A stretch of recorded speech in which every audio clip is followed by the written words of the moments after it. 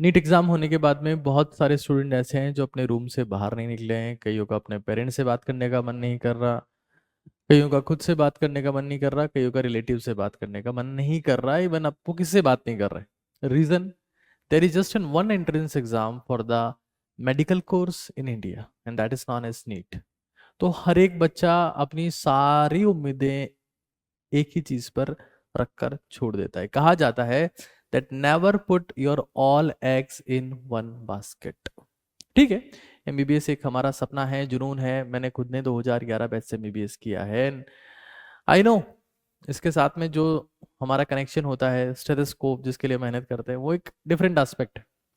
But इस चीज को सपना रखते हुए एक और चीज समझ लो। मैं मानता हूं कि जब एक एंट्रेंस एग्जाम होता है तो कुछ लोग टेम्परामेंट मैनेज नहीं कर पाते हैं, कुछ लोग ओवर एक्सपेक्टेशन या स्ट्रेस के चक्कर में उनको दिक्कत होता है। लेकिन एक जो सबसे बड़ा रीजन निकल के आता है ना, वो होता है लैक ऑफ एक्सपोजर। इससे पहले स्टूडेंट ने सिर्फ अपनी कोचिंग में या कहीं पर माइनर या मेजर टेस्ट दिए होते हैं, और वही सबसे बड़ी कमी निकल के आता है जब वो एग्जामिनर उसके पास में आता है, इन्विजिलेटर आता है, साइन करने को बोलता है, थंब इम्प्रेशन के लिए बोलता है, तो बार बार डिस्टर्ब होने की आदत उसकी नहीं होती है। दूसरी जगह जाके एग्जाम देना है, वो हैबिट भी नहीं होती है। तो इसीलिए मैं और हम लोग लगातार ये कहते रहे हैं कि भाई आपको दूसरे एग्जाम में अपियर होना पड़ेगा, लाइक एनएफएसयू। मैंने इसके रिगार्डिंग, आप इसका फॉर्म भर सकते हैं, स्टेट नर्सिंग का फॉर्म भर सकते हैं, नाइजर का भी भर सकते हैं। इसका डेट तो चला गया, बट अगर आपने फॉर्म भरा है तो इसके लिए हम लोग टेस्ट सीरीज चला रखे। और कुछ और भी आप एंट्रेंस एग्जाम देख सकते हैं अपने आसपास, जिनमें आप अपियर होकर एक स्पेसिफिक एक्सपोजर हासिल कर सकते हैं। बिना इसके आपको बहुत ज्यादा दिक्कत होने वाली। मैं ये नहीं कह रहा हूं कि आप जब इनमें, आप इन्हीं में चले जाइए, इनको फॉर्म भर दीजिए तो आप इन्हीं के हो गए, मैं ये नहीं कह रहा हूं। बट आपके पास एक मौका रहेगा एक कहने का कि मैंने इस एग्जाम में अच्छा परफॉर्म किया, मतलब मैं मेहनत कर रहा हूं। इसका मतलब ये कतई नहीं है कि मैं काबिलियत मेरे में मिसिंग है। आज के बहुत साल पहले ऐसा होता था कि एएफएमसी का अलग एंट्रेंस एग्जाम था, एमपी पीएमटी अलग था, राजस्थान पीएमटी अलग था, गुजरात का अलग हुआ करता था, हरियाणा डीपीएमटी अलग हुआ करता था। उसके अलावा मणिपाल अलग एग्जाम करवाता था, एएमयू अलग करवाता था। तो पहले बहुत सारे एम्स अलग था, स्टेट पीएमटी सारी अलग थी, ए पीएमटी हुआ करता था। तो बहुत सारे मौके थे, बट अब वो नहीं है।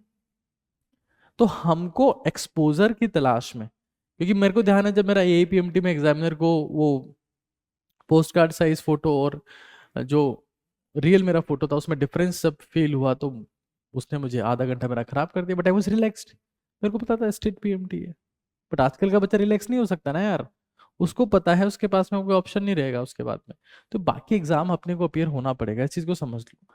फिर एक बात जो मैं हमेशा कह रहा हूँ आप लोगों को, काउंसलिंग के रिगार्डिंग अगर आपको किसी फॉर्मेट में कोई गाइडेंस चाहिए तो ये यहाँ पर नंबर है।